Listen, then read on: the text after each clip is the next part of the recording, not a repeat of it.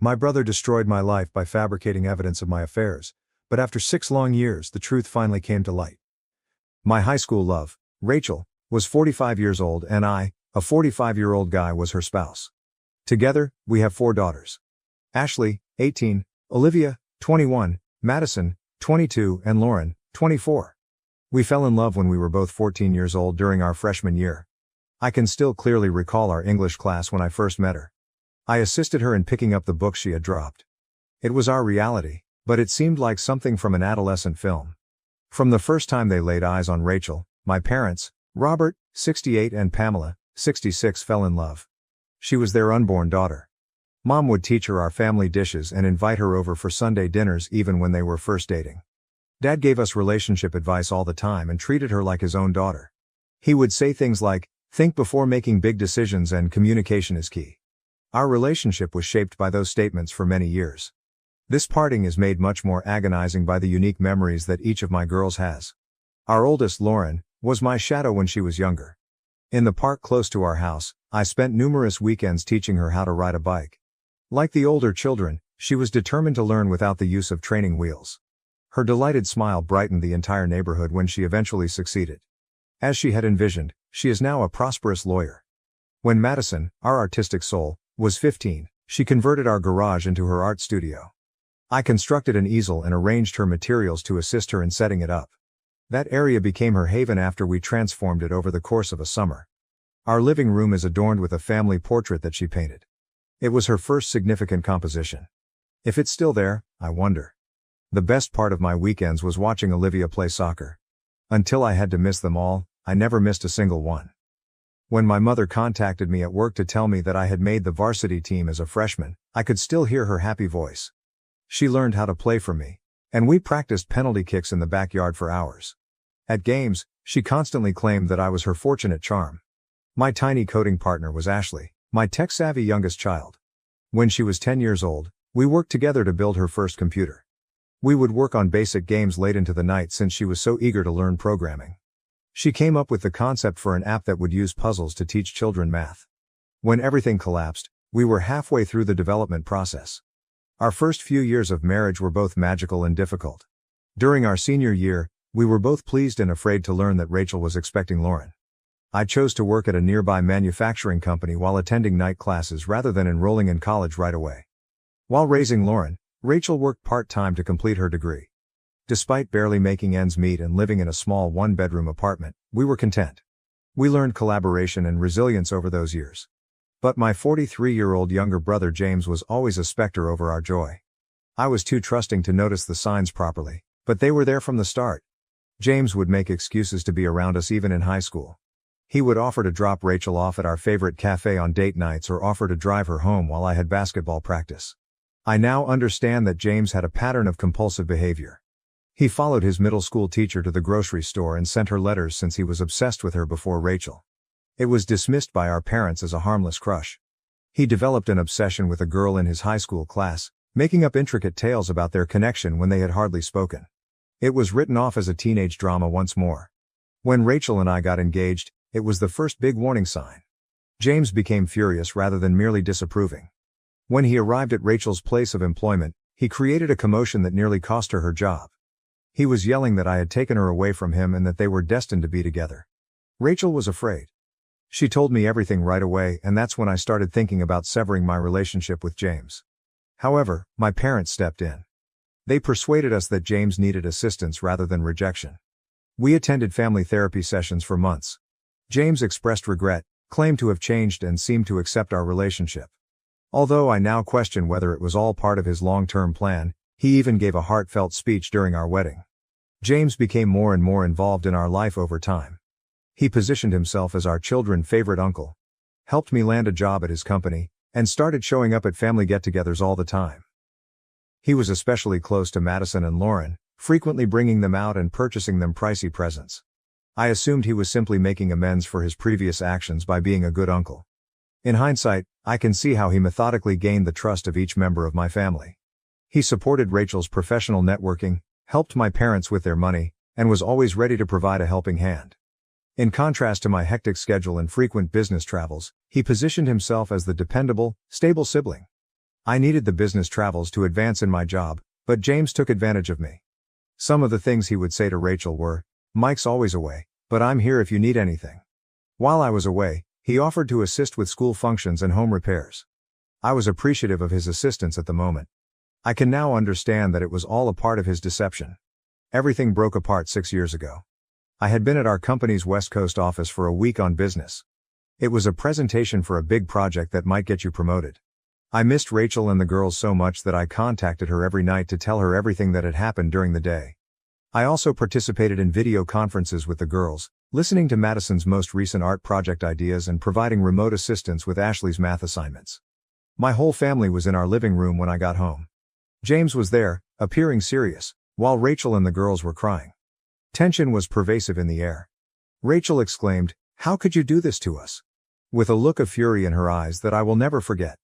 James had meticulously planned his attack. He pulled out a folder that seemed to be unquestionable proof of my adultery.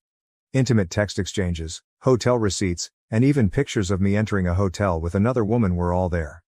He asserted that the woman was a coworker who, feeling guilty, had told him everything. The images were modified with skill.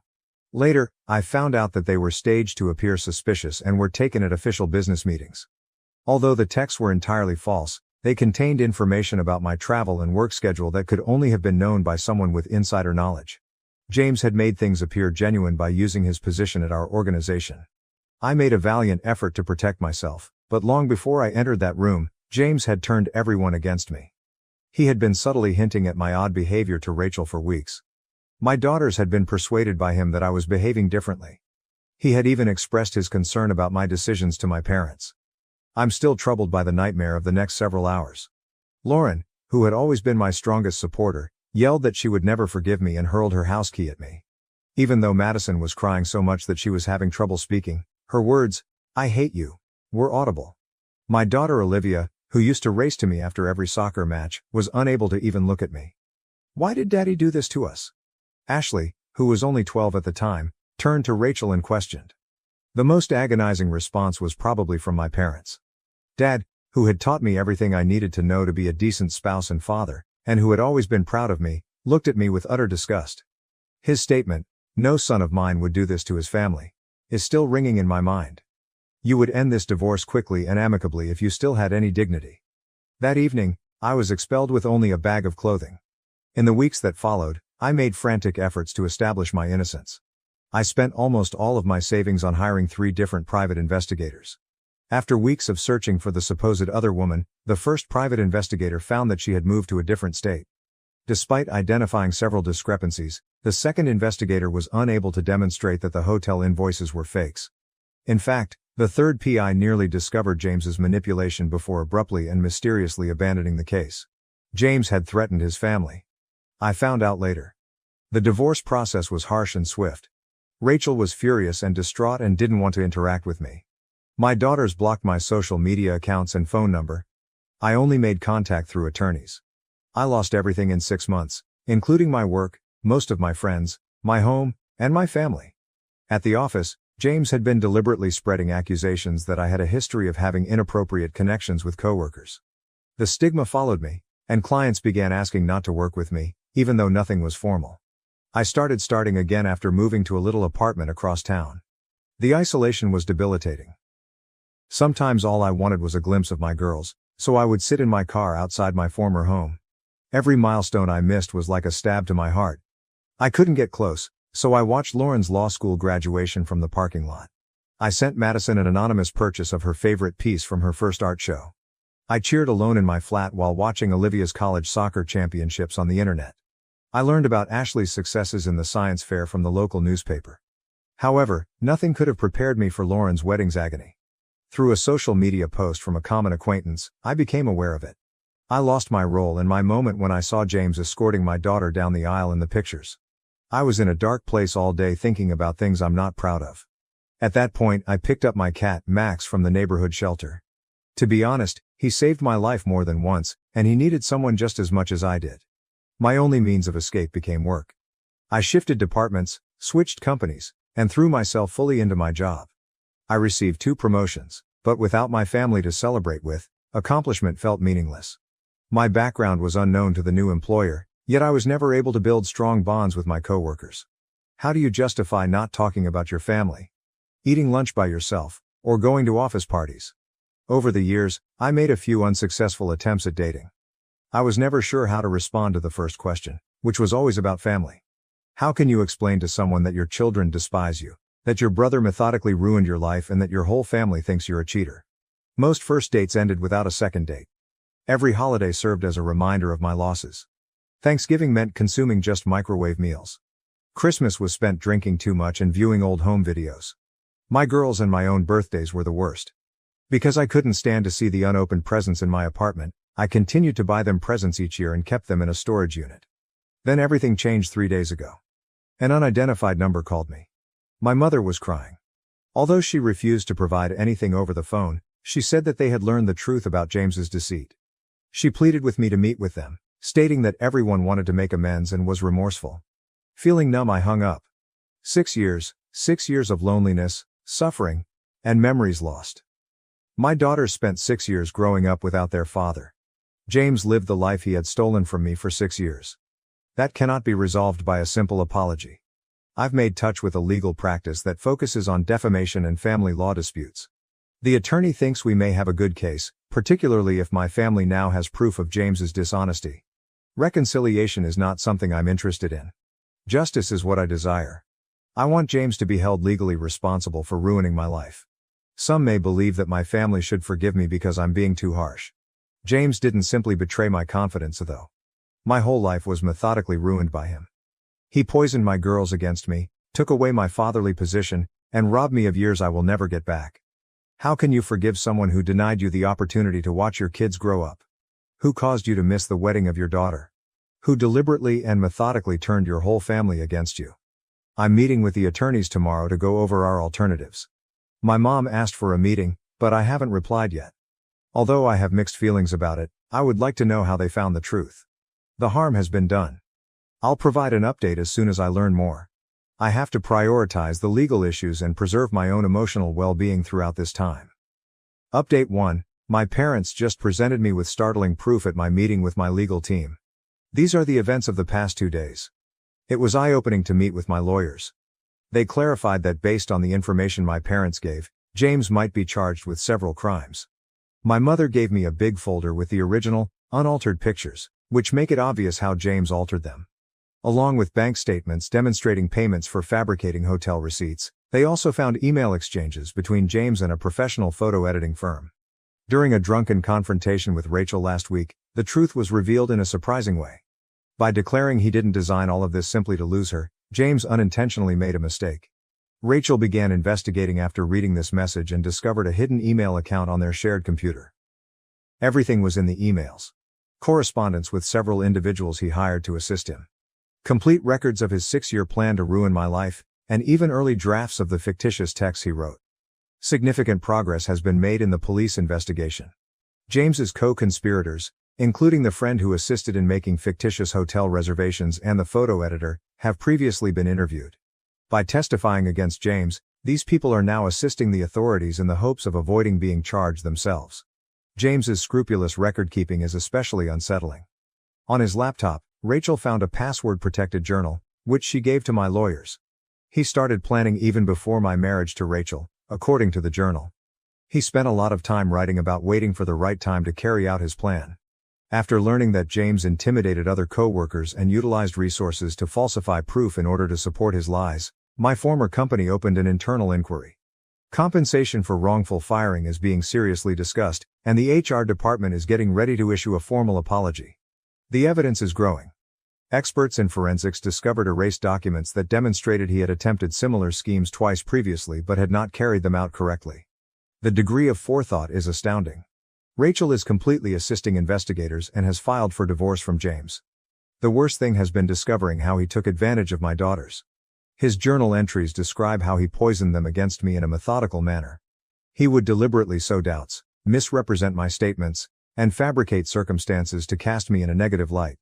One of Ashley's pals was even paid by him to say they had seen me with another woman. More evidence was found during today's police search on James's office. They discovered USB disks with backup copies of his falsified evidence, several burner phones, and more counterfeit documents he hadn't yet utilized. In order to keep up his network of falsehoods, they also found a list of the persons he was blackmailing. Considering the severity and length of his offenses, my attorneys are certain that they will seek the harshest punishments possible. According to them, James might be sentenced to up to 15 years in prison and could be awarded millions of dollars in civil damages. They have recommended me to forego all communication with my family for the time being, stating that everything must go through the appropriate legal procedures. Another victim has been identified during the investigation. James planned a similar plot against his college roommate and the roommate's girlfriend 20 years earlier. This former victim got in touch with my attorneys to tell his experience after learning about my case. I'm continuing to concentrate on the court case rather than any possible family reconciliation. We're filing the civil complaint tomorrow, and the grand jury hearing is next week. Now, it's important to make sure James bears the full repercussions of his conduct. When there are noteworthy developments in the court case, I'll provide an update. Update 2, the legal process is moving more quickly than anticipated. I need to share a few significant changes that have happened since my last report. James was taken into custody at his place of employment yesterday morning. He was overheard making calls about erasing evidence, which an employee immediately reported to the police and the company's security. He attempted to remove files from his work computer as he was being arrested, but everything had already been secured by the IT department. His response to being caught was telling. He remarked, "She was supposed to be mine anyway," without refuting anything. Today, the grand jury indictment was delivered. They returned their decision in less than 2 hours since the evidence was so strong. In her 20 years of experience, the prosecutor described it as one of the most blatant instances of planned hatred she has ever witnessed. James's actual character eventually came to light during police questioning. He sobbed uncontrollably and disclosed more information about his obsession. He had apparently been surreptitiously filming Rachel for years, gathering thousands of hours of video from covert cameras in their home. This is being handled by the police as a distinct criminal surveillance case. An even more alarming discovery came from the company's internal investigation. James had been embezzling money to finance his plan. He created fictitious vendor accounts and had been embezzling money for years to cover the costs of the different individuals he employed to assist in fabricating the evidence against me. Separate charges are now being pressed by the firm. There have been conflicting responses from my daughter to these disclosures. Lauren has been going over all the evidence because she is a lawyer. We spoke directly for the first time in 6 years when she called me today. At first, she was unable to talk through her emotions. When she was able to speak, she described how James had played on everyone's anxieties and vulnerabilities in a unique way. James had offered to help sell some of her artwork, but Madison found that it was actually stashed away in a storage facility he rented. To keep her financially reliant on him, he had been taking her work and lying to her about it. She is pursuing separate theft accusations. Olivia discovered tapes of James paying her college soccer coach to bench her during crucial matches that I might have attended. He wanted to make sure that I couldn't use sports to get back in touch with her.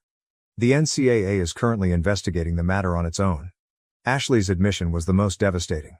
She discovered journal entries in which James described how, prior to everything collapsing, he purposely ruined the coding project we were working on.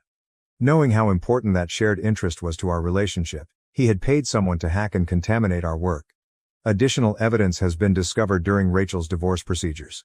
He had been concealing substantial assets, including real estate bought under false pretenses, according to their joint tax forms.